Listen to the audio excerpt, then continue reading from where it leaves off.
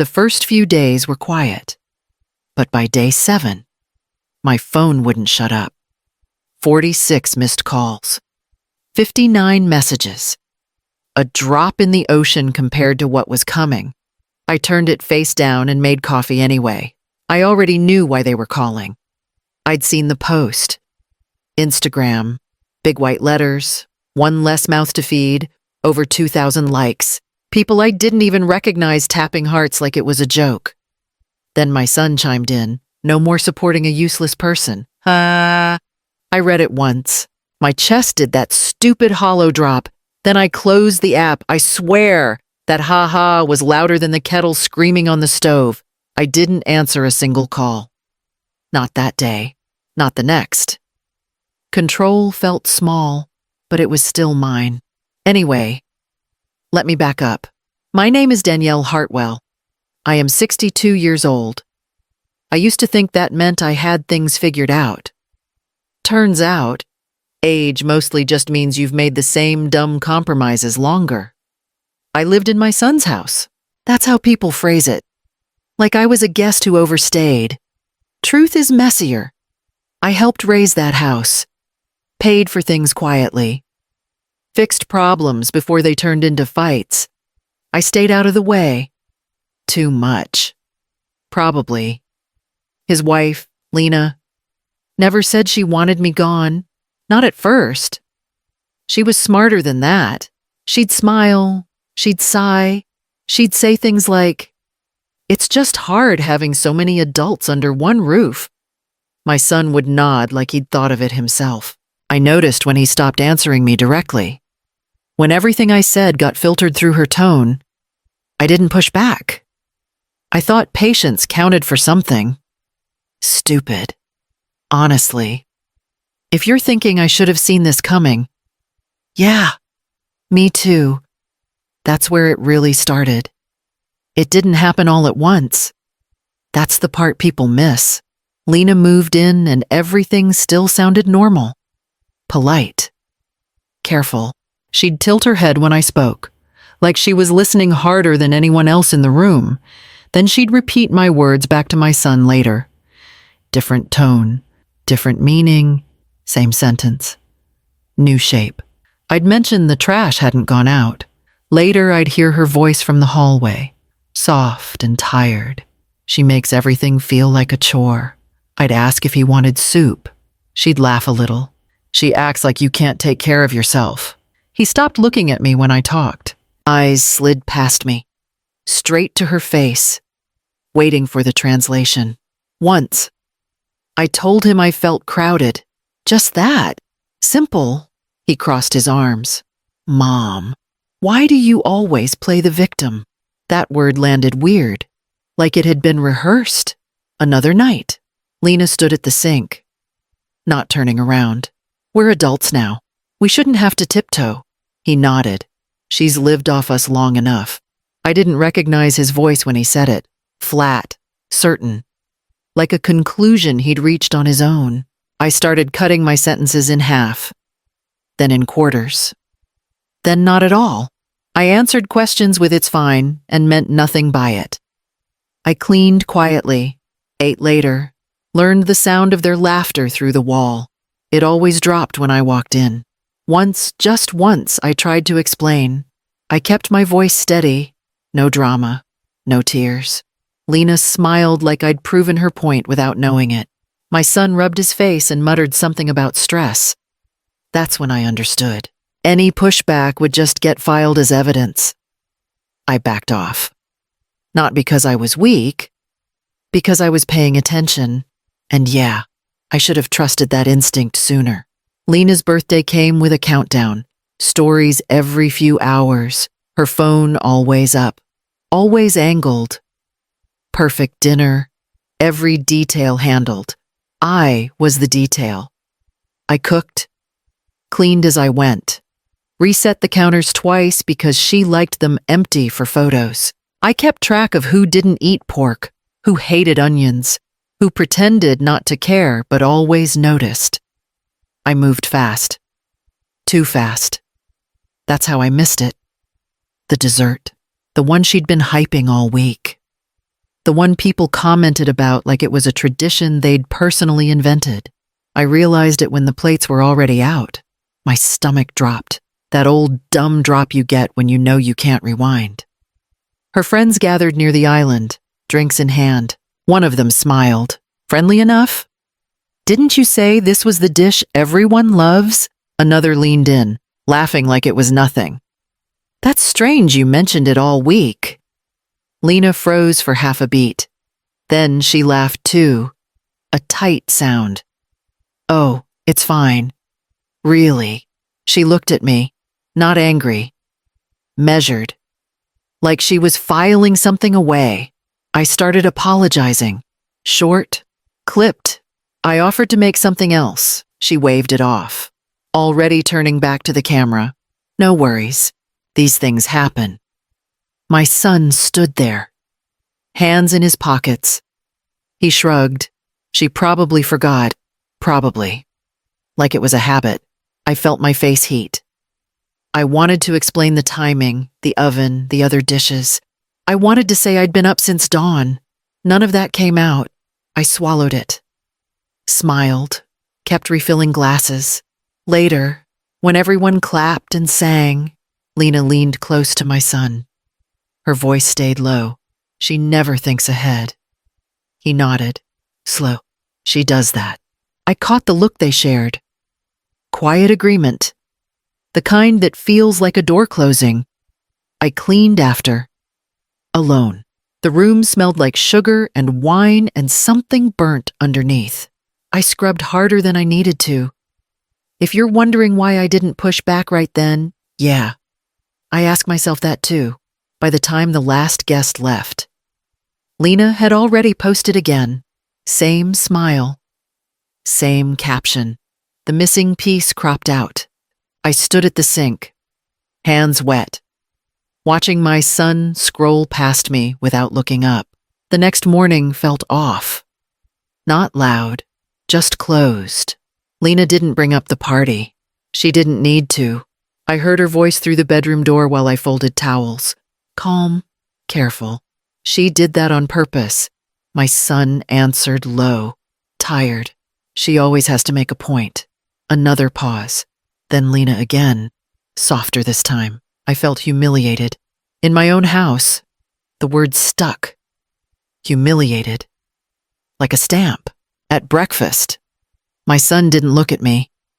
He poured coffee and missed the mug. Didn't notice. You know how you come across, he muttered. Not angry, just settled. I kept my hands busy. I didn't mean Lena cut in without turning. It's not about meaning. It's about patterns. Patterns. Plural. Heavy. Later. I tried once more. Kept it small. I was overwhelmed. That's all.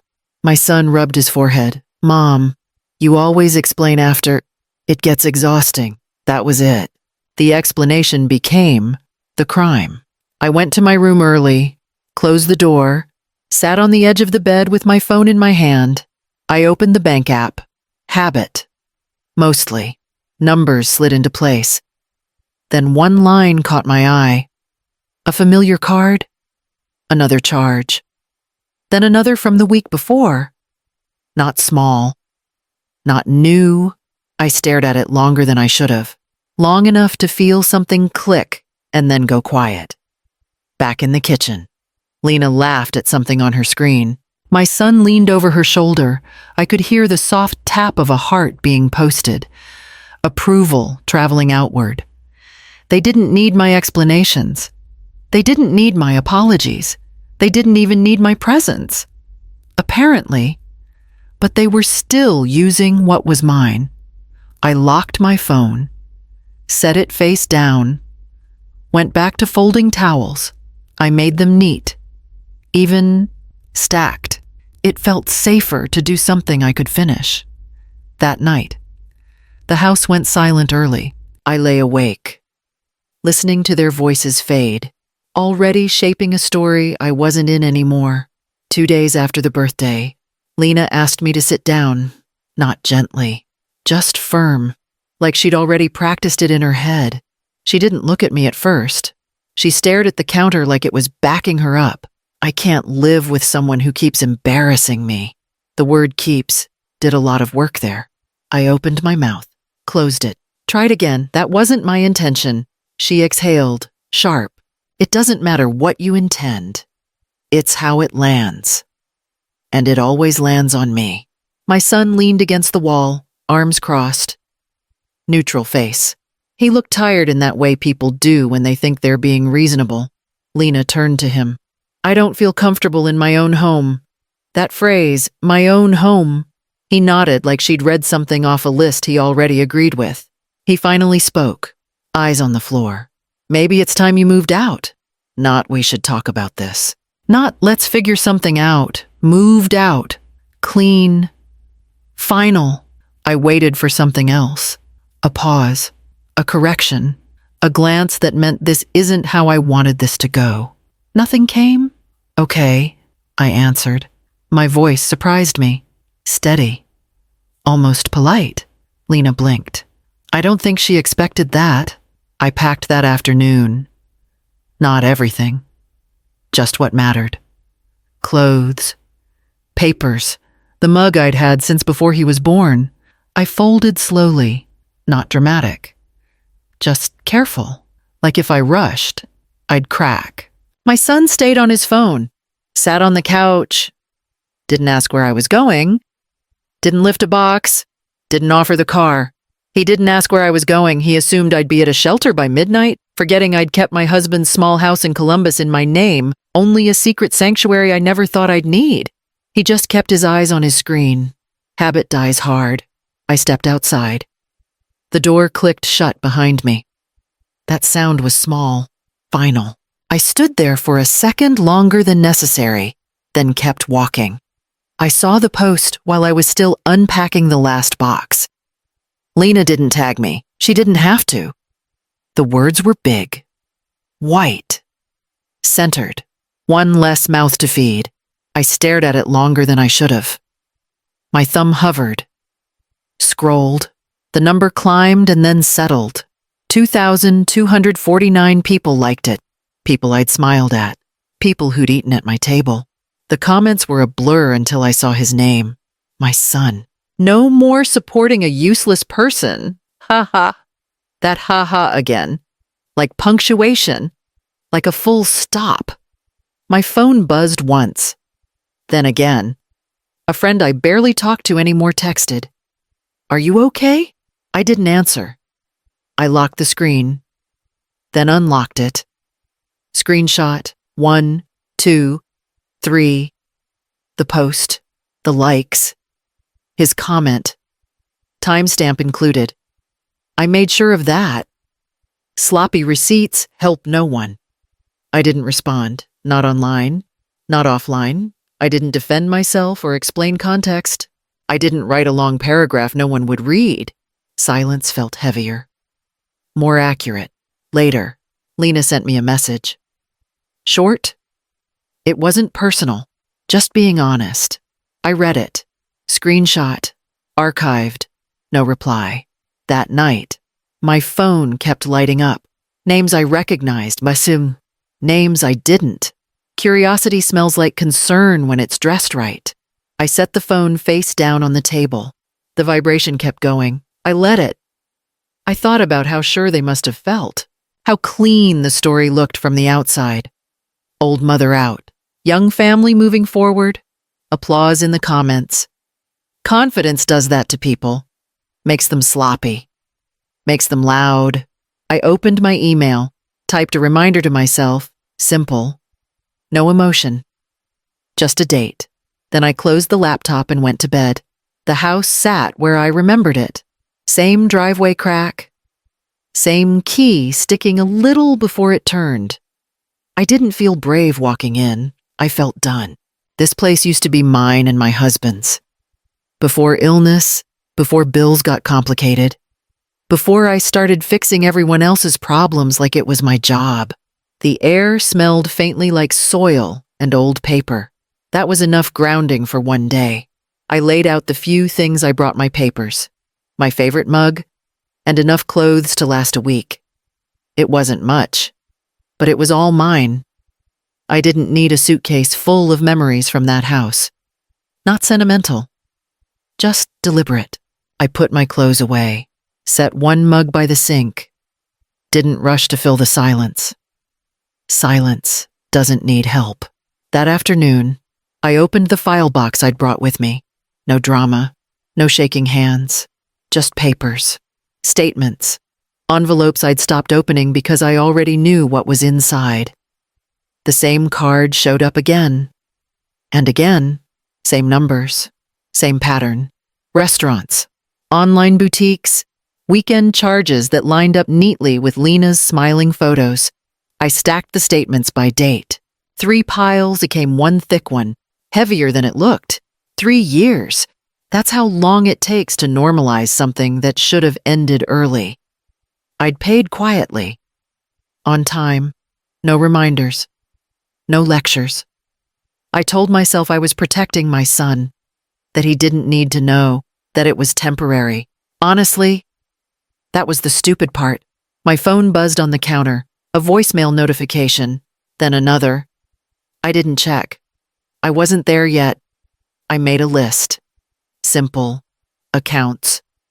Dates. One action circled in pen. Not angry handwriting. Clear. Decided. That evening, I stepped into the backyard. The dirt smelled clean. Familiar. I pulled a few weeds without gloves. Let the grit sit under my nails. It reminded me I could still finish things. Inside. The file sat where I left it. Neat. Complete. Waiting. I didn't feel victorious. I felt steady. Like when you finally stop holding a door open for people who walked through without looking back. The first week after I left, nothing collapsed. That's important. I know because my son texted once, not an apology, just a logistics thing. We're handling it. Short.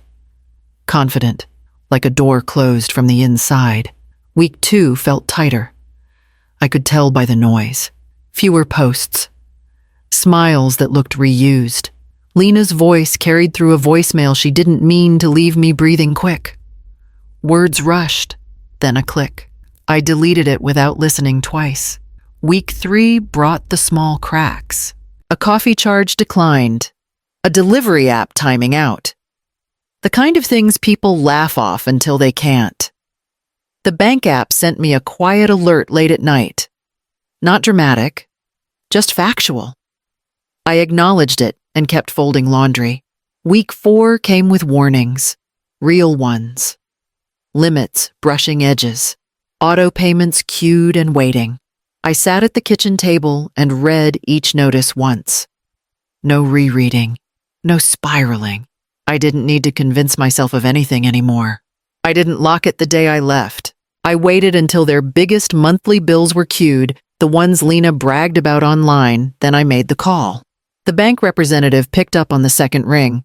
I'd like to authorize a permanent lock on my secondary card. I told her. She paused. Permanent? Yes. She explained the steps. I listened, confirmed dates, chose the hour, calm as scheduling a dentist appointment. When she asked if there was anything else, I said no and meant it. I didn't feel angry. That surprised me. I felt finished. Like a long errand finally crossed off. That night, my phone lit up again, missed calls stacking. Messages piling in without being opened. I turned the ringer off and went to bed early. The lock was set. All it needed now was time. They found me in Columbus on a rainy Tuesday. Lena didn't knock. She hammered on the door until the frame rattled. She stood there, arms tight across her chest, her voice already sharp. You're heartless, she spat. She stood in the doorway, arms tight across her chest, voice already sharp. You're heartless. My son hovered behind her, quiet, watching the floor like it might give him instructions. You're abandoning us when we're struggling, she added. Do you have any idea what position you've put us in? I didn't argue, didn't correct her timeline, Didn't remind her how loudly she'd laughed online. I pulled the folder from my bag and set it on the table between us. It landed heavier than I expected. Paper has weight when it carries time. Lena frowned. What is this? I opened it. One statement, then another, then another. I slid them forward. Slow. Dates visible. Names clear. That card you've been using. I told her. Keeping my voice even. It's a secondary card, linked to my account. My son finally looked up. What are you talking about? I pointed to a line item. Restaurant charges. Boutique purchases. Weekend totals that matched her smiling photos. For 3 years. I paid these. Lena laughed once. Short. Nervous. That's not possible. I tapped the stack. It's all here. My son swallowed. Mom, why didn't you tell me I didn't answer that? Some explanations arrived too late to matter. Lena flipped pages faster now. Her breath changed. This was just temporary. She insisted. You never said I never needed to. I cut in. Not loud, just firm. I covered it to protect him. To protect the story you were selling. Her phone buzzed on the table. She glanced down, froze. The color drained from her face. Lena flipped pages faster now. Her breath changed. She looked disheveled, the kind of mess that happens when reality finally hits a curated lifestyle. She glanced down at her phone as it buzzed. She froze. I leaned back. The account's locked. Permanently. My son stared at her phone, then at me. His mouth opened, then closed again. I paused at the car, looking back at the house that was finally quiet. They were still inside. Ruined by the very lifestyle they'd used to mock me. I didn't feel the need to say another word. The silence I left behind was enough. I stood up. My chair scraped the floor. One sharp sound. Real. This is the part where people expect yelling. There wasn't any. I walked past them and didn't look back. My son didn't follow me outside, but why? He stayed where he was, staring at the floor like it might open up and take him with it. His shoulders slumped. Not dramatic, just emptied out. Lena turned on him the second the door closed behind me. You told me everything was handled. Her voice cracked on the last word. Sharp. Accusing. He didn't answer. That silence was new. He'd always had something ready before. I paused at the car, leaned in through the open door and looked back once. I didn't throw you out. I told them. I just stopped paying for the performance. No one chased me. No one argued. That was the real ending. I drove back to the quiet house and made dinner for one. Nothing fancy. Ate standing up. Left the plate in the sink longer than usual. Peace doesn't rush you. My phone lit up near the end of the night. His name, just his name, no message attached. I flipped the phone face down and let it stay that way. Here's the part I didn't understand until now. Silence isn't weakness. It's a boundary people notice only after they've crossed it too many times. Love without limits turns into permission. And permission teaches people how far they can go. If this story hit close to home, pause for a second. Sit with it. If you're watching this and thinking about someone you keep rescuing, ask yourself what it's costing you. And if you want more stories like this, real ones, messy ones, go ahead and like the video. Leave a comment. Subscribe if you haven't. I turned off the light and went to bed. The phone stayed quiet after that.